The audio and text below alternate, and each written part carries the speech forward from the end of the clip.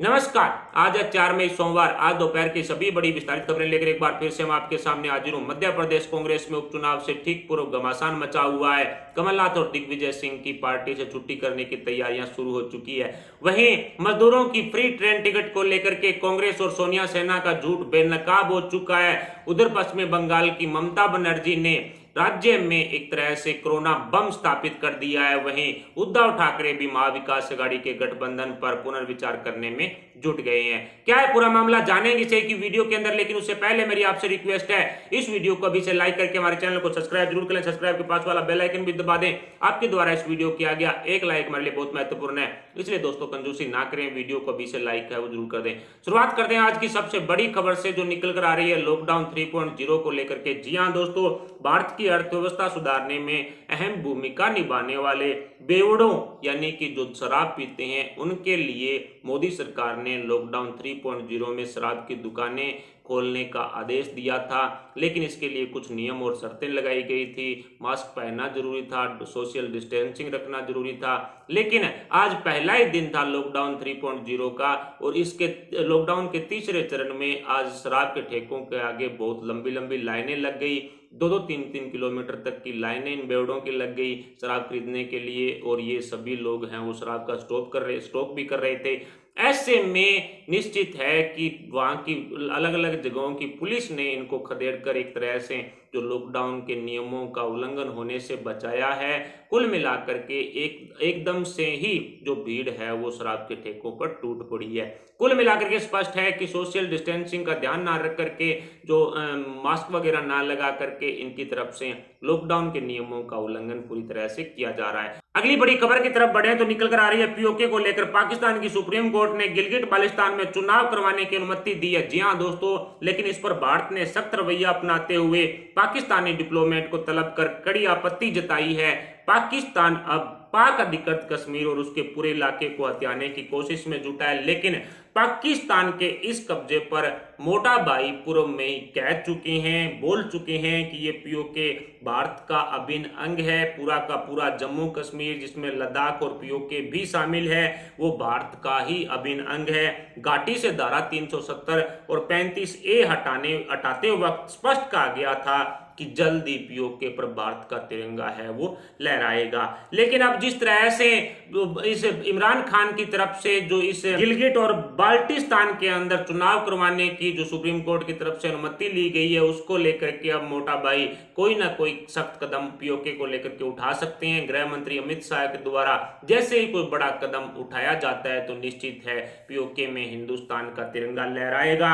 अब ऐसी स्थिति में इमरान खान सांप के बिल के अंदर हाथ डालने का काम कर रहे हैं और ऐसा करने पर परिणाम क्या होगा ये आप बखूबी जानते हैं, मुझे बताने की जरूरत नहीं है। लेकिन पीओके को लेकर के अब भारत ने सख्त रवैया अपना लिया है और इस कोरोना वायरस जैसी महामारी के चलते हो सकता है कि पीओके को लेकर के भारत कोई अगला बड़ा एक्शन ले सकता है। अगली बड़ी खबर की तरफ बढ़े तो चीन से निकलने वाले निवेशकों और विदेशी कंपनियों को भारत में एंट्री करवाने के लिए भारत अपने आप को खुद को तैयार कर रहा है। इसके लिए हजारों विदेशी कंपनियां जो America, Japan, Germany, France, Britain के, यूरोप के कई विकसित देशों से संबंध रखती है, ये सभी विकसित देशों की अब वो सभी की सभी कंपनियां चीन से अपना कारोबार समेटकर भारत आना चाहती है, भारत में स्थापित होने वाली है। इसके लिए मोदी सरकार ने रोड मैप भी तैयार कर लिया है। सभी राज्य सरकारों को इसके लिए तैयार रहने के आदेश भी दे दिए गए हैं। यानी कि ये जो विदेशी कंपनियां हैं वो हिंदुस्तान के अलग अलग राज्यों में स्थापित होंगी।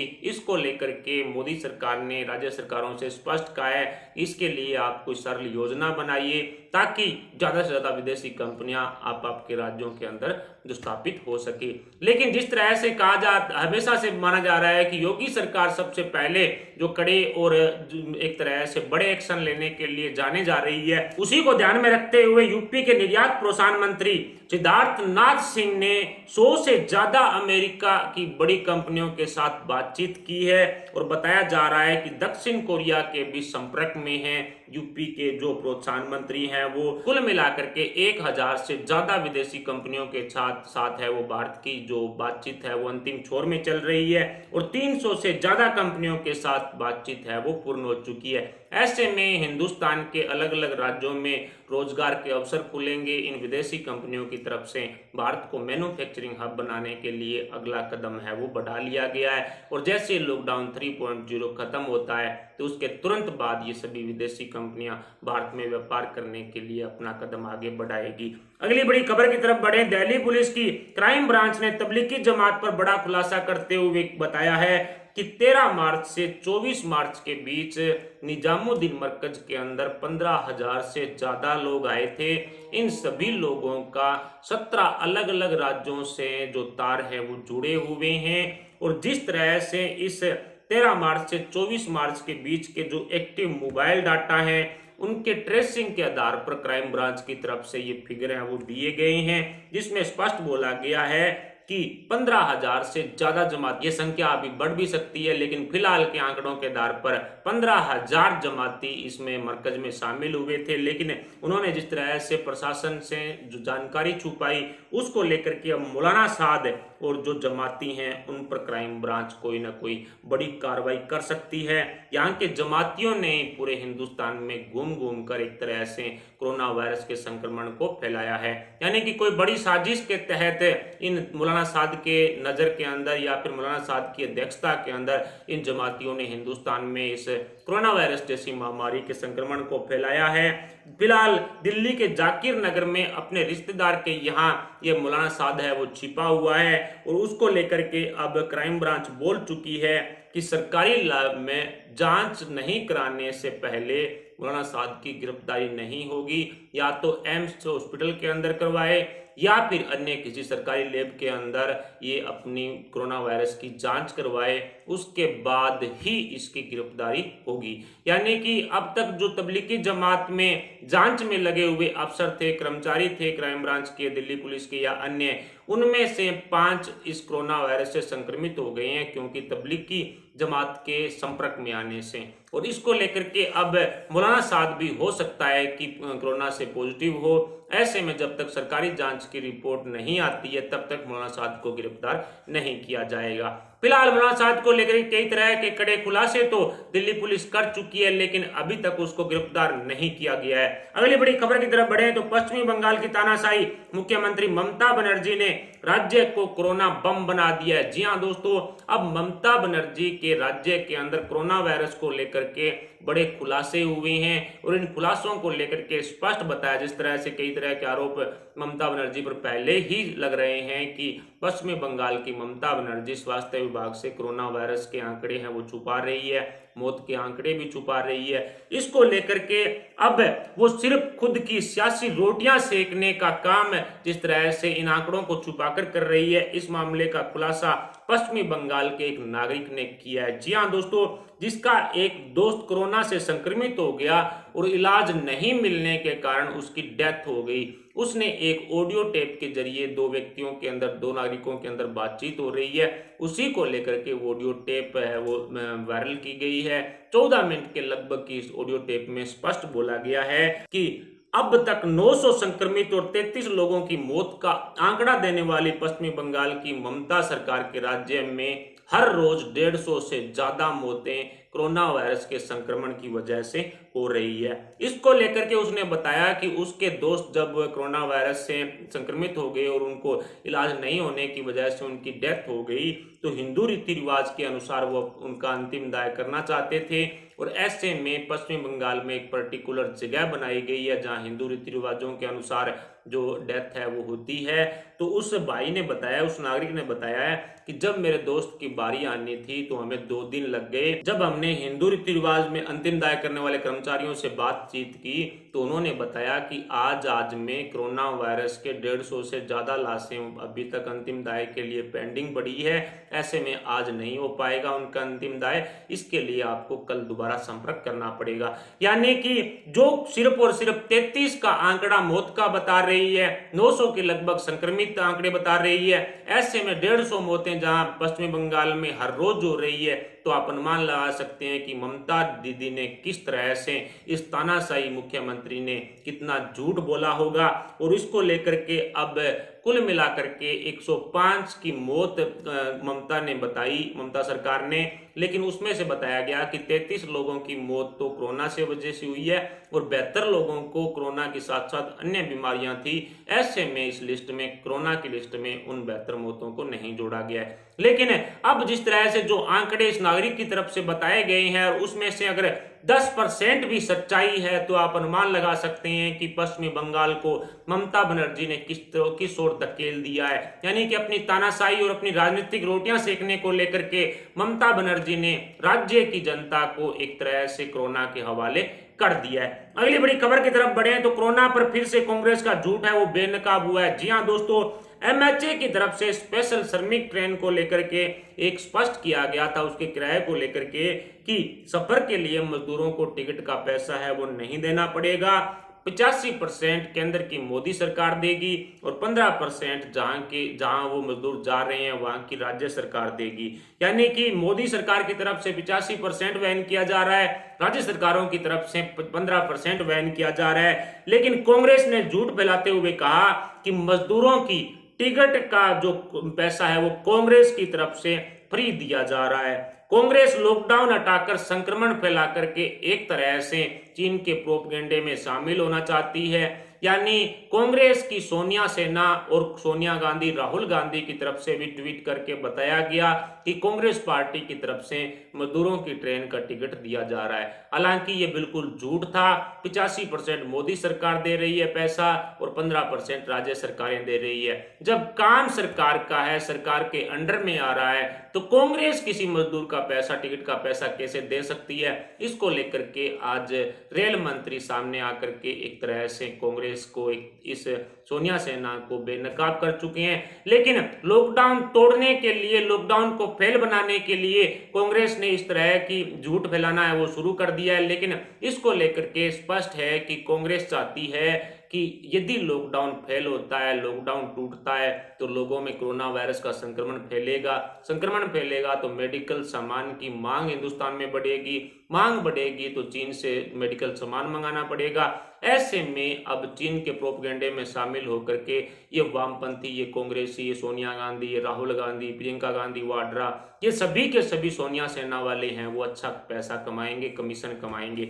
लेकिन इसको लेकर के अब शायद कांग्रेस भूल गई है कि इटालियन देशद्रोहियों के सामने अब पीएम गद्दी पर तुम्हारा बाप मोदी बैठा है। जी हां दोस्तों, लॉकडाउन फेल कराने में कांग्रेस जुटी है, लेकिन मोदी सरकार भ्रष्ट वाड्रा कांग्रेस पर लगाम लगा रही है। जिस तरह से पीएम मोदी इन कांग्रेसियों का, या बोल सकते हैं कि इटालियनों का बाप है, जिस तरह से इस ट्रेन के बारे में जो झूठ फैलाई गई कांग्रेस की तरफ से, उस पर भी इनका भंडाफोड़ कर दिया गया, पूरा पर्दाफाश कर दिया गया। इसके अलावा आरोग्य सेतु ऐप जैसी ऐप को लेकर के राहुल गांधी ने झूठ फैलाई, उसको लेकर के भी जो एक तरह से इनका झूठ का पर्दाफाश कर दिया गया। यानी कि जूम जैसी ऐप को यूज करके राहुल गांधी अपना इंटरव्यू दे सकते हैं सोशल मीडिया पर, टीवी चैनल्स को, जो विदेशी कंपनी है जूम कंपनी, और इसको लेकर के जूम ऐप है वो विदेशी है, अमेरिका की है। अमेरिका की कंपनी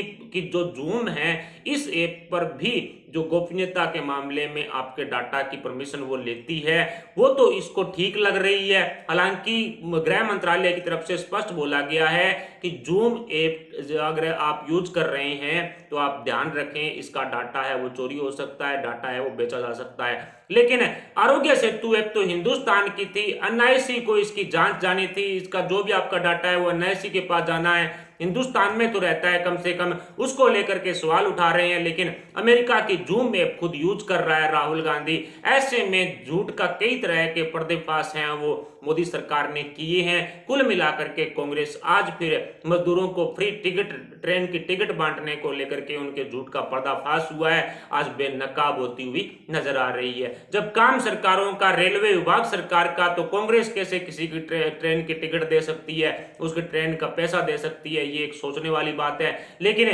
कांग्रेस जिस तरह से बेवकूफ समझ रही है लोगों को, तो उन कांग्रेसियों को मैं बता दूं कि हिंदुस्तान का नागरिक जागरूक है, ये बदलता हुआ नया भारत है। यहाँ पर आपकी तरह पहले की तरह ये नहीं है कि आपने जो बोल दिया वही है और मीडिया में आप आवाज दबाएंगे, इस तरह का अब होगा नहीं। यानी कि ट्रेन की टिकट मोदी सरकार और राज्य सरकारों की तरफ से दी जा रही है, जिसमें 85% हिस्सा मोदी सरकार का है, 15% हिस्सा राज्य सरकारों का है। अगली बड़ी खबर की तरफ बढ़े तो मध्य प्रदेश कांग्रेस से सीएम गद्दी के उम्मीदवार के नाम पर अब घमासान मचा हुआ है। जी हां दोस्तों, उपचुनाव से ठीक पूर्व 24 विधानसभा सीटों पर मध्य प्रदेश में उपचुनाव होने हैं। उससे पहले कमलनाथ को नेता प्रतिपक्ष के रूप में हटाया जा रहा है और वहीं दिग्विजय सिंह को पहली वरीयता के नेता के रूप में भी हटाया जा रहा है। कुल सिंह बरैया को राज्यसभा भेजने की तैयारियां शुरू हो चुकी है। कमलनाथ को हटा करके वहां किसी अन्य का नाम अगले सीएम के यानी कि भविष्य के सीएम के उम्मीदवार के लिए कांग्रेस की तरफ से तैयार किया जा रहा है। और ये मैं नहीं कह रहा हूं, कमलनाथ खुद बता चुके हैं कि सोनिया गांधी यानी कि उनका केंद्रीय नेतृत्व ही निश्चित करेगा, कांग्रेस की राष्ट्रीय अध्यक्ष ही निश्चित करेगी कि मध्य प्रदेश में अगला प्रतिपक्ष नेता कौन होगा। कुल मिलाकर के मध्य प्रदेश कांग्रेस में गुटबाजी के चलते घमासान फिलहाल मचा हुआ है। अगली बड़ी खबर की तरफ बढ़े तो उद्धव ठाकरे की शिवसेना महाविकास आघाड़ी गठबंधन पर पुनर्विचार करने में जुट गई है। जी हां दोस्तों, जिस तरह से प्रधानमंत्री नरेंद्र मोदी से बातचीत करने से पूर्व बीजेपी के नेताओं के साथ बैठक लेकर के उद्धव ठाकरे ने पीएम मोदी से बातचीत की थी, यानी कि प्रधानमंत्री नरेंद्र मोदी जी की तरफ से जो सीएम गद्दी का ऑफर उद्धव ठाकरे को दिया गया है, उसको लेकर के पहला तो पालघर केस मामले की जांच जो सीबीआई को सौंपने का एक तरह से इनके बीच में कोई ना कोई वादा हुआ है और इसके अलावा भी महाविकास आघाड़ी गठबंधन पर पुनर्विचार करने को लेकर के भी एक तरह से माना जा सकता है कि इस तरह का कोई जो चर्चा है वो जरूर हुई है। नितिन गडकरी जो बीजेपी से केंद्रीय मंत्री हैं और इसके अलावा आदित्य ठाकरे, उद्धव ठाकरे और इसके अलावा बताया जा रहा है कि शरद पवार भी इस मीटिंग में शामिल थे। अब कुल मिलाकर के ये कहना गलत नहीं होगा कि शिवसेना महाविकास आघाड़ी के गठबंधन में एनसीपी और कांग्रेस के जो चाल चलन है उसको समझ चुकी है। एनसीपी के शरद पवार और कांग्रेस की राष्ट्रीय अध्यक्ष सोनिया गांधी की तरफ से राज्यपाल को एक बार भी एमएलसी का जो सीट को लेकर के उनको उद्धव ठाकरे को सदस्यता देने को लेकर के एक बार भी राज्यपाल से मांग नहीं की। पीएम मोदी ने जिस तरह से बड़ा गिफ्ट शिवसेना को दिया, उसके बाद शिवसेना के रुख भी बदले हुए लग रहे हैं। संजय राउत ने भी इंदिरा गांधी पर एक तरह से तंज कसा था, जो एक तरह से माना जा सकता है कि कांग्रेस पर तंज था। इसके अलावा भी उद्धव ठाकरे खुद के जो रुख हैं वो बदले हुए नजर आ रहे हैं। भविष्य में महाविकास आघाड़ी के गठबंधन पर पुनर्विचार होने के बाद कोई बड़ा फेरबदल हो सकता है, लेकिन ऐसा भी हो सकता है कि शिवसेना अपने घर बीजेपी में लौट आए, यानी कि दोबारा देवेंद्र फडणवीस और उद्धव ठाकरे की सरकार बने। ऐसे में ये कहना गलत नहीं होगा फिलहाल, क्योंकि जिस तरह से जो कार्रवाइयां चल रही है, जो बदले रुख लग रहे हैं शिवसेना के, उसको लेकर के तो यही रवैया है वो सामने आता हुआ नजर आ रहा है। वही शरद पवार भी समझ गए हैं कि अब उद्धव ठाकरे हैं वो पालघर केस मामले की जांच सीबीआई को सौंपने वाले हैं। ऐसे में एनसीपी और सीपीएम के नेता वहां पर मौजूद थे, ईसाई मिशनरी के लोग वहां पर मौजूद थे और इसके अलावा काश्तकारी संगठन के लोग वहां पर मौजूद थे जो अपने आप को धर्मों के ठेकेदार समझते हैं। उन पर बड़ा खुलासा होने वाला है पालघर मामले केस को लेकर के, और उनको बचाने के चक्र में अब शरद पवार भी बीजेपी से नजदीकियां बढ़ाने में जुट गए हैं। उन्हें पता है कि यदि सीबीआई के पास जांच जाती है तो मोदी सरकार इस पालघर मामले केस की निष्पक्ष जांच करेगी और ऐसे में निश्चित है कि एनसीपी के नेताओं पर बड़ा खुलासा होगा। जिस तरह से काशीनाथ चौधरी नाम का एनसीपी का जो नेता था वहां पर मौजूद था और उसी के चलते एक तरह से जो भीड़ है वो बेकाबू हुई थी। अब इन सभी मुद्दों को लेकर के शरद पवार भी बीजेपी से अब नजदीकियां बढ़ाने में जुटे हुए हैं। फिलहाल इन सभी खबरों पर आपके क्या विचार, आप अपने विचार में कमेंट बॉक्स में बता सकते हैं। क्या उद्धव ठाकरे और शिवसेना वाकई में महाविकास आघाड़ी गठबंधन पर पुनर्विचार करके बीजेपी के साथ लौट सकती है? इस पर आपका क्या कहना है, आप अपने विचार में कमेंट बॉक्स में जरूर बताएं। साथ ही वीडियो को लाइक जरूर कर दीजिएगा। अभी के लिए इतना ही, मिलते हैं अगले वीडियो के लिए अपडेट के साथ। तब तक के लिए जय हिंद, जय भारत।